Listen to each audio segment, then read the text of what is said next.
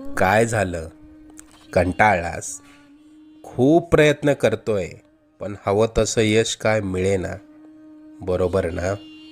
आता ही धावपळ सोडून कुठेतरी लांब निघून जावंसं वाटतंय ना? अजून किती दिवस सोसावं लागणार हेच तुझ्या डोक्यात कायम असतं. त्याच त्याच गोष्टींना पुरता कंटाळून गेलायस तू. मला माहिती आहे, या वेदना आता तुला सहन होत नाहीये. यापुढे अशी समस्या तुला सतावणार नाही.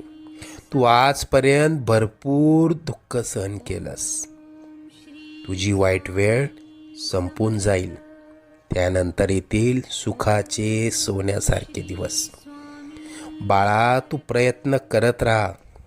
जिथे तू थांबशील तिथून पुढे तू हाती घेतलेले कार्य आम्ही पूर्ण